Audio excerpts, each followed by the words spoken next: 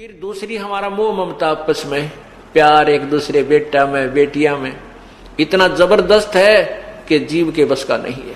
चाहे कितनी बात बना ले कि मैं बैराग ले लिया, जंगल में चला गया, घर त्याग दिया, बालक भी त्याग दिए, नहीं, जीव के बस का नहीं है। कभी ना कभी फेर हुआ समस्या पैदा हो ही जाती है। कितना प्रबल है ये।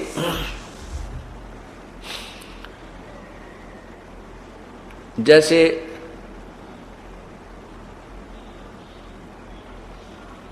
एक व्यक्ति घर त्याग कर चला गया, 2 बच्चे थे, पत्नी थी, वैराग्य हो गया, जंगल में रहने लगा। उनके गुरुदेव ने जहां से उसने उपदेश लिया वो भी से गुरुजी थे, उनको पता था कि कदे ये चेला वापस ना भाग जाए, तेरी सेवा ना करे बुढ़ापे में।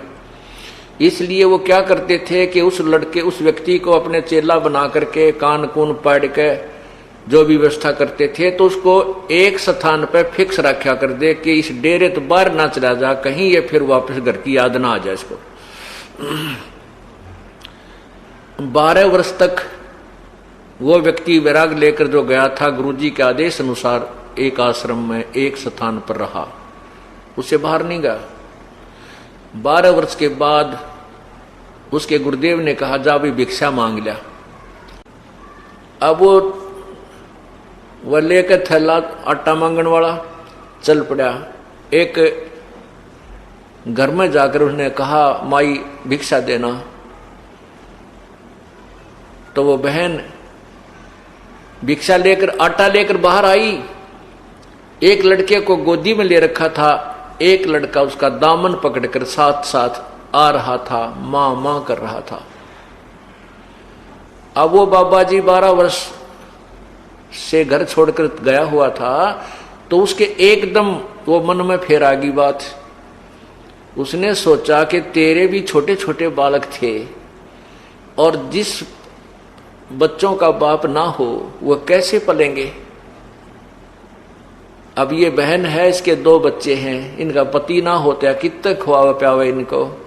तो उसके मन में आ गया बात कि तू तो बड़ा कसाई रहे और तेरे की जुल्म कर दिया तूने, तो छोटे छोटे बच्चा ने छोड़ के आ गया। वह बेचारी दुखी हो रही होगी, क्या हाल होगा तेरे बच्चा का।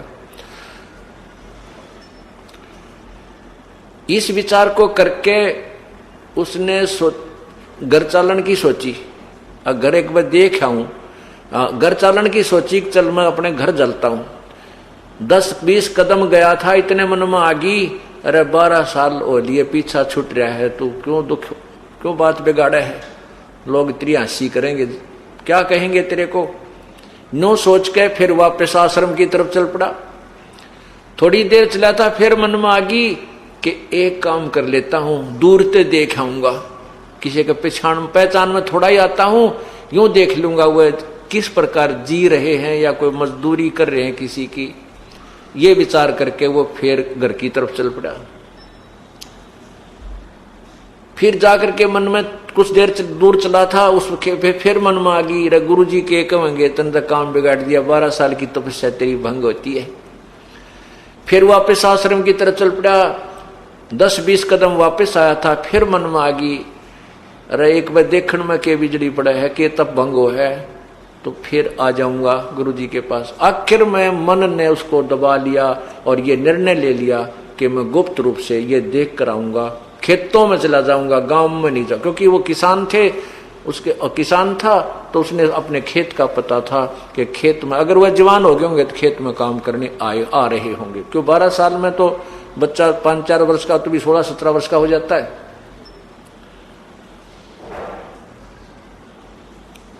कहने का भाव ये है कि वो बाबा जी दाढ़ी बढ़ा रखी, सर के केस बड़े बड़े, एक बाबा के रूप में वो अपने खेतों की तरफ चल पड़ा।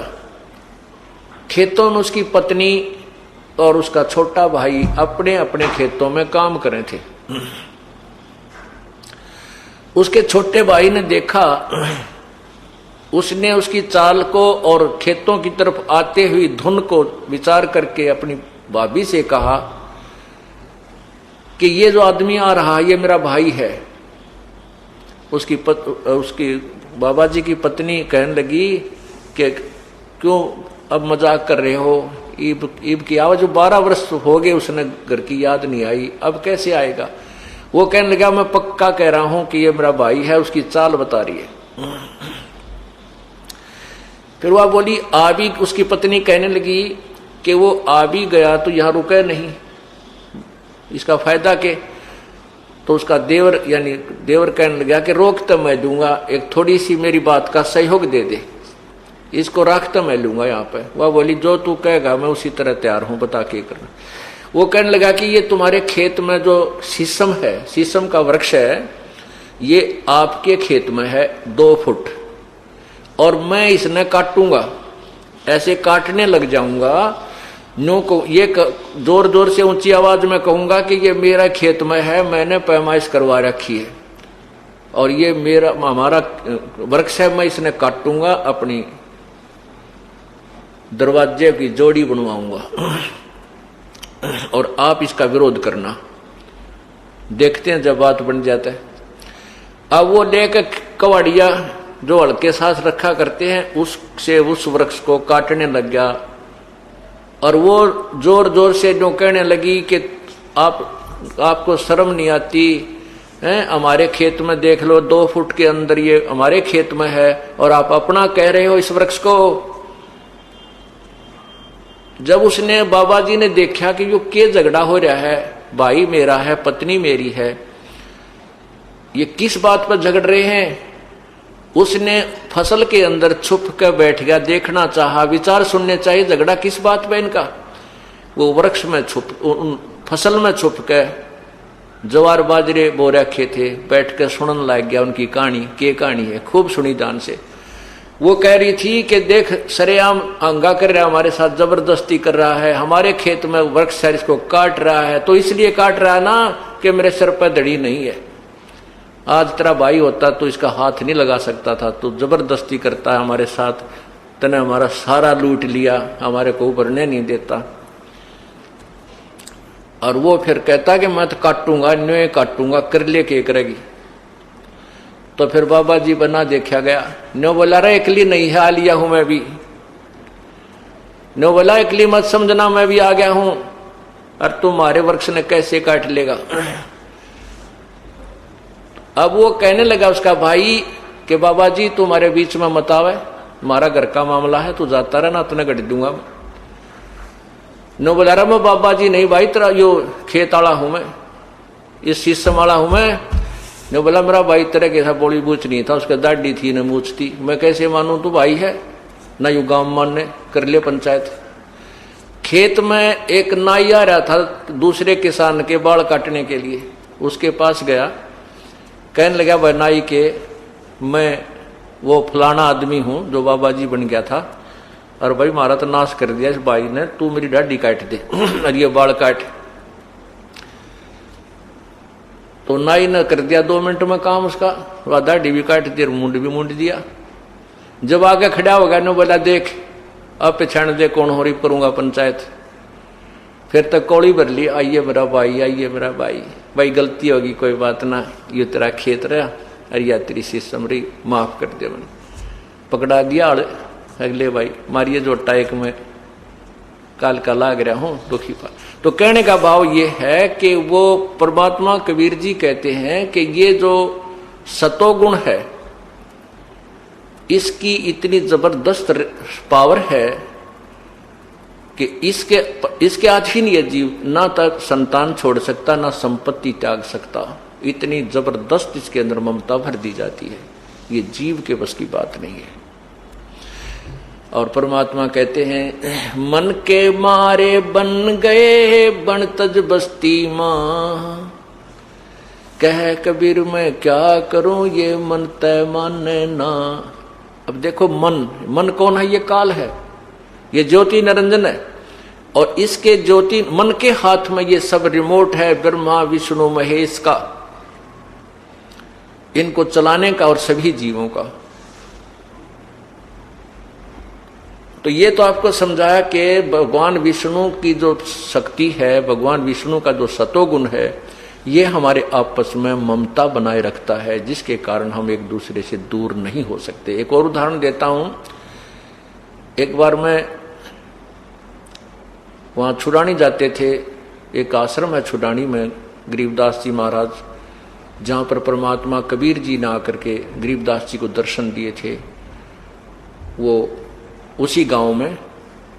तो वहां हमारे पूज्य गुरुजी जाते थे, और हम भी उस समय जब गुरुजी वहां जाते थे तो हम भी उनके साथ वहां जाते थे।